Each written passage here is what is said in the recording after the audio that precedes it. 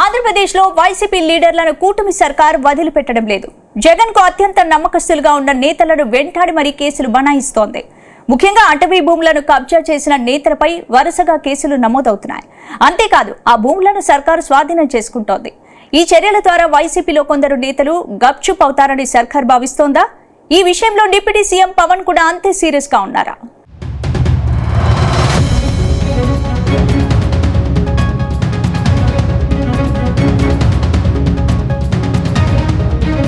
వైసీపీలో జగన్ తర్వాత ఎవరంటే టక్కున వినిపించే పేరు సజ్జల రామకృష్ణారెడ్డి. గత వైసీపీ ప్రభుత్వంలో సజ్జల చుట్టూనే నేతలంతా తిరిగేవారు. సజ్జల ఏది చెబితే దానికి ఓకే అనేవారు. అప్పట్లో సీఎం జగన్ను ఎవరైనా కలవాలని అనుకుంటే ముందుగా సజ్జలను కలవాల్సి వచ్చేది. సజ్జల ఓకే చెబితేనే జగన్తో అపాయింట్మెంట్ ఉండేది.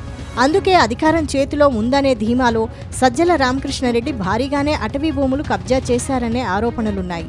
అటు మాజీ మంత్రి పెద్దిరెడ్డి రామచంద్రారెడ్డి అటవీ భూములను కొల్లగొట్టారని కేసులు నమోదు చేశారు. మరోవైపు క్వార్ట్జ్ దోపిడీ కేసులో మాజీ మంత్రి కాకాణి గోవర్ధన్ రెడ్డి అజ్ఞాతంలోకి వెళ్లిపోయారు. అయితే సర్కార్ వెంటాడి మరీ కేసులు పెడుతుండటంతో వైసీపీ నేతలు పరేషాన్ అవుతున్నారు.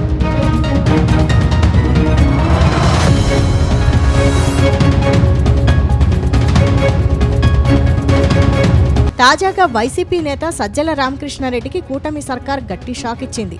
కడప అడవుల్లో ఆయన కుటుంబం కబ్జా చేసిన 55 ఎకరాలను తిరిగి స్వాధీనం చేసుకునే ప్రక్రియను పూర్తి చేసింది. కడప జిల్లా సీకేదిన్నె మండలంలో సజ్జల కుటుంబానికి కొంత భూమి ఉంది. ఆ పక్కన అటవీ భూమి ఉండడంతో యథేచ్ఛగా ఆక్రమించుకుని ఫామ్ హౌస్లా మార్చేసుకున్నారు. అక్కడ గెస్ట్ హౌస్ కూడా కట్టుకున్నారు. సజ్జల కుటుంబం చేసిన అడవి కబ్జాపై ఆరోపణలు రావడంతో అటవీ శాఖ మంత్రి పవన్ కళ్యాణ్ విచారణ చేయించారు. విచారణలో అసలు సజ్జల కుటుంబానికి అక్కడ అంత భూమి లేదని తేలింది. అటవీ భూమిని ఆక్రమించుకున్నట్లుగా సర్వేలో తేలింది. పూర్తి స్థాయిలో సర్వే చేసిన కలెక్టర్ ప్రభుత్వానికి నివేదిక ఇచ్చారు.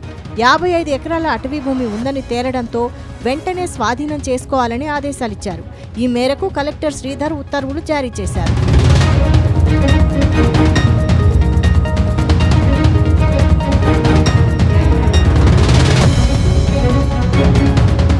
అంతకుముందు వైసీపీ సీనియర్ లీడర్ మాజీ మంత్రి పెద్దిరెడ్డి రామచంద్రారెడ్డిపై అటవీశాఖ అధికారులు కేసు నమోదు చేశారు.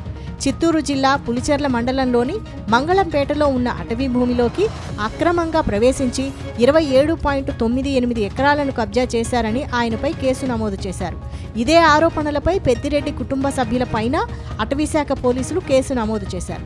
అంతేకాదు చిత్తూరు జిల్లా పులిచెర్ల మండలం మంగళంపేట గ్రామంలో ఉన్న అటవీ భూమిలోకి అక్రమంగా ప్రవేశించడమే కాకుండా స్థలాన్ని ఆక్రమించి జీవ వైవిధ్యానికి నష్టం కలిగించినట్లు ప్రాథమిక నివేదికలో అధికారులు తెలిపారు. ప్రభుత్వానికి చెందిన అటవీ భూమిలో పెద్దిరెడ్డి అతని కుటుంబ సభ్యుల పాత్ర ఉందని అధికారులు వివరించారు.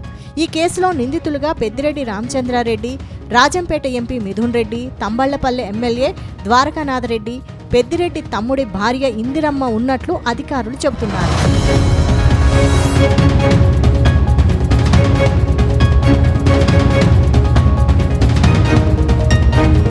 గత వైసీపీ ప్రభుత్వంలో ఇష్టారాజ్యంగా క్వార్ట్జ్ అక్రమ దోపిడీ యథేచ్ఛగా జరిగింది.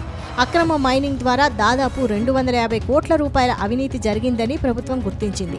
ఉమ్మడి నెల్లూరు జిల్లాలో పొదలకూరు, సైదాపురం, తాటిపత్తి ప్రాంతాల్లో అక్రమ మైనింగ్ రవాణా చేసి కోట్ల రూపాయలను వైసీపీ ముఖ్య నేతలు దోచేసినట్టు గుర్తించారు. దాంతో కూటమి సర్కార్ అక్రమ తవ్వకాలపై ఫోకస్ పెట్టింది. ఈ తవ్వకాల్లో ఎవరెవరు ఉన్నారనే దానిపై విచారణకు ఆదేశించింది. సుమారు 250 కోట్ల రూపాయలు అక్రమ మైనింగ్ జరిగినట్లు మైనింగ్ శాఖ గుర్తించింది. ఈ అక్రమాల వెనుక అప్పటి మంత్రి కాకాణి గోవర్ధన్ రెడ్డి ఉన్నట్టు తేలింది. దాంతో ఆయనపై చంద్రబాబు ప్రభుత్వం కేసు నమోదు చేసింది. ఆ తర్వాత మాజీ మంత్రి కాకాణి గోవర్ధన్ రెడ్డిపై అధికారులు విచారణ చేపట్టారు. ఈ నేపథ్యంలో ఆయనకు గత నెల 30న నోటీస్ ఇవ్వడానికి పోలీసులు ఇంటికి వెళ్లారు. ఆయన అందుబాటులో లేకపోవడంతో గోడకు నోటీస్ అంటించారు.